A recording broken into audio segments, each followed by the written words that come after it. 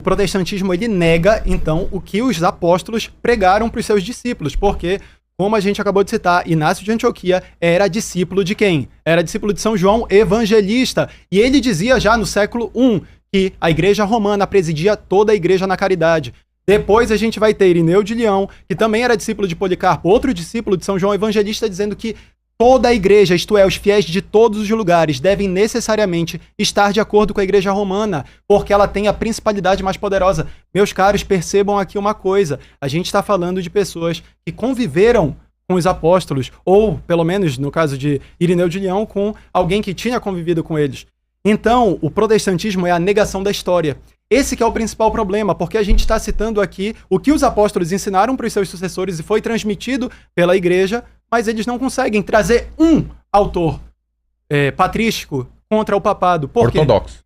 Porque o papado, ele é uma verdade histórica. E isso mostra que o protestantismo é uma inovação heterodoxa que nunca vai ter vez dentro da Santa Igreja. Pronto? Bom, vamos lá, eu vou começar aqui.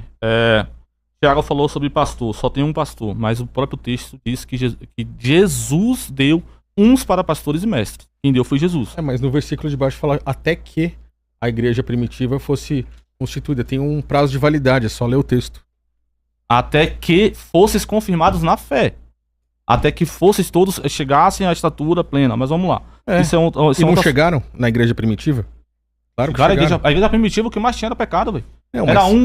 Mas o evangelho, mas a missão deles era espalhar o evangelho. Eles chegaram. Pecado. Mas o que eu falo o texto deixa claro, Diego, vou te interromper, mas o texto deixa claro que existe um prazo de validade e ele mostra que Cristo escolheu eles pessoalmente. Ele mesmo deu uns para isso, para aquilo. Se ele escolheu pessoalmente, ele estava vivo. Vamos lá. Tales e Lucas falou sobre a autoridade pastoral concedida unicamente a Pedro. Não tem isso no texto. Pega o livro de Efésios que você vai ver. Ele deu uns para apóstolos, outros para mestres, doutores, pastores, etc. Não é exclusividade de Pedro.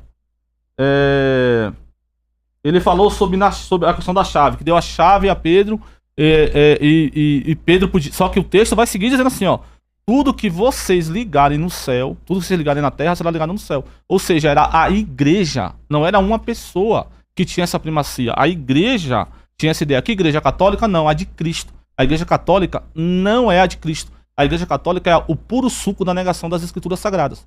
É o puro suco da negação da Bíblia.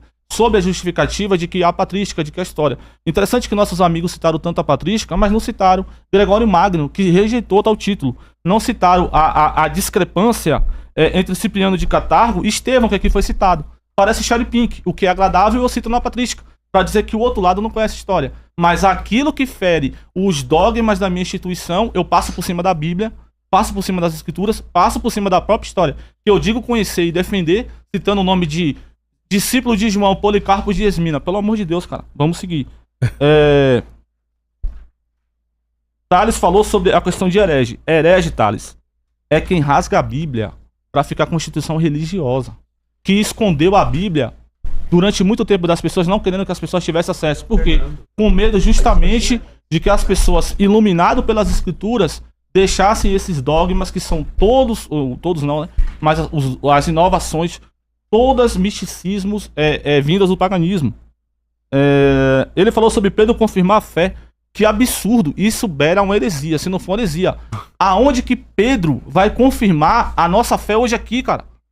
Pedro morreu. O sucessor de Pedro morreu. Parabéns, é isso que a gente está afirmando. O sucessor de Pedro vai confirmar sua fé como? Então Cristo era herético porque ele falou para Pedro confirmar. Mas eu te mostrei o texto bíblico, as escrituras te refutam, Pedro confirmava os irmãos que estavam ao redor dele ali. Pedro confirmava, ele ensinava aquelas pessoas. O sucessor de Pedro confirma os sucessores dos apóstolos. Quem tinha a proeminência na igreja, não era Pedro. A palavra final no primeiro concílio, o único concílio bíblico, a palavra final foi de Tiago e não de Pedro. Não, ele que levantou para tomar a voz. Pedro não presidia. Pedro não presidia o concílio, quem presidia era Tiago. Outra coisa, o seu Papa, que você disse infalível, levou uma chamada do apóstolo Paulo. Por quê? Porque agiu com hipocrisia. Eu sei que você vai dizer que ele só é Papa quando é ex-cátedra.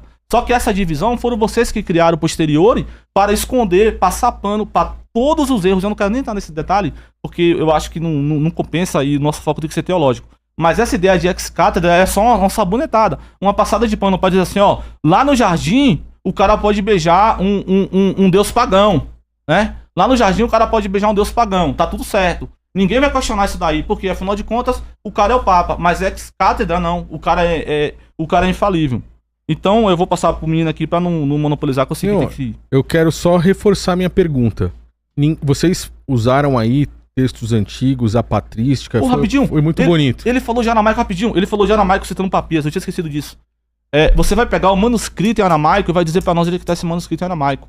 Porque a igreja, toda a igreja, tudo bem, tem as divergências sobre o evangelho de Mateus, que teria sido escrito em aramaico, mas não tem uma fonte documental sobre isso. Aí eu vou esperar vocês depois dar um manuscrito, desculpa, vai lá. Então, eu só quero saber assim, qual a explicação de vocês sobre o ensinamento de Cristo por não chamar ninguém de pai?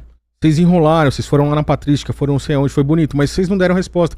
Vocês seguem a Cristo afinal ou vocês negam o ensino do próprio Cristo? Isso daí eu acho que é algo que não ficou claro, inclusive para as pessoas que estão assistindo.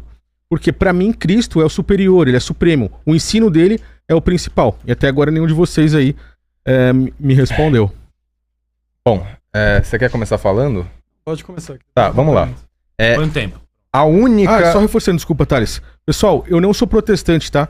Só dá uma pausa no tempo, só pra eu falar. Porque o pessoal tá falando, tá brigando com o próprio parceiro. Eu tenho o meu tipo de pensamento. A gente entrou aqui pra falar sobre um debate, só que no último debate que eu fiz contra católicos e protestantes, ficaram os dois contra eu e da mesma forma vai ficar hoje. Então, não, desculpa tá aí, segue aí, Thales. Não tem ninguém com ninguém não, tá tudo certo. Não, eu tenho o meu ponto de vista, mas assim, vamos pra cima. Botar o tempo do Thales. Bom, sobre São Pedro, né, e a exclusividade dele. Cara, não tem pra onde correr. Cristo, ele reza para que a fé de Pedro não se desfaleça, que ele confirme os irmãos na fé, né? E óbvio que isso inclui os apóstolos, porque são também os irmãos. Cara, São Gregório Magno, gente, não falem sobre questões históricas que vocês não conheçam. O que São Gregório Magno diz é que o bispo de Constantinopla, ele queria esse título de bispo universal. E ele diz, nem eu tendo essa prerrogativa, que se não me engano ele fala que ele teve um concílio, né? Que ele poderia utilizar esse termo, nem eu utilizo esse termo, e você, bispo João de Constantinopla, né? Você vai querer utilizar? E é muito curioso citar São Gregório Magno, porque o Philip Schaff, o maior patrólogo protestante, segundo alguns apologistas aí, diz que o papado absoluto, no sentido estrito, veio com o Papa São Gregório Magno. Então, se tem um exemplo pior para citar, é ele, né? Antes de São Gregório Magno, é curioso, porque o Concílio de Calcedônia diz que o Papa, isso em 400 depois de Cristo, ele é um intérprete dos concílios. Isso antes do caso que ele citou aqui. Então não tem pra onde correr. É realmente toda a igreja, tirando os hereges, sempre reconheceu a autoridade suprema, infalível do Papa, né? No aramaico, você não tem um manuscrito em aramaico. Beleza, o ponto é, em aramaico, pedra, e pedra não muda. E Cristo falava aramaico, então ele falou, tu és pedra sobre esta pedra. Não tem pra onde correr. Você quer falar? Quero sim. Vamos lá, aqui o Diego, ele deixou claro que os protestantes não têm unidade, porque ele falou, tá todo mundo contra todo mundo. Não, eu tô aqui com o Thales e a gente tem comunhão de fé, a gente tem a mesma fé. Esse que é o ponto positivo da Igreja Católica, porque Cristo orou pela fé da Igreja para que ela fosse una. Então a Igreja Católica, ela consegue chegar a definições. Já o protestantismo é um liberalismo, um relativismo exegético. Cada um interpreta a Escritura da sua própria maneira. É impossível chegar num consenso, é impossível se chegar numa definição universal. Além disso, ele pega e fala que nós estamos indo contra as Escrituras. Meus caros, eu citei para vocês as Escrituras. Eu citei o que Cristo disse. Cristo mandou Pedro confirmar a fé dos demais apóstolos. E ele disse que ele tinha orado pela fé de São Pedro para que a fé de Pedro não falhasse. Ou seja, uma fé infalível. Quando alguém pega e nega que Pedro tinha uma fé infalível, está negando a promessa de nosso Senhor. E o que foi instituído em Pedro permanece no sucessor de São Pedro. Portanto, aquilo que era do ofício de São Pedro, que era o ato de confirmar a fé dos demais apóstolos, permanece. Então, o sucessor de São Pedro, ele deve confirmar a fé dos sucessores dos apóstolos. Eu vou usar do mesmo jeito. Só mais uma coisa, Cipriano de Cartago. É interessante porque ele cita o lado perdedor da história. Vamos pegar aqui o que São Vicente de Lérins vai dizer no seu comunitório. Que fim deu o sínodo feito por Cipriano de Cartago, o sínodo rebatista, né, africano?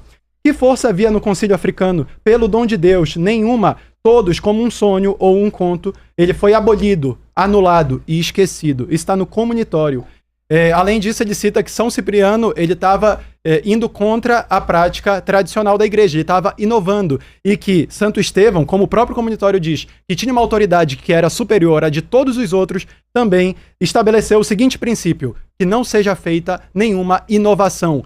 E a posição que prevaleceu nessa querela eclesiástica foi a posição papal. Então isso refere, portanto, o consenso moral da igreja, a posição prevalecente. Sempre o lado vencedor é o nosso e o de vocês fadado à derrota.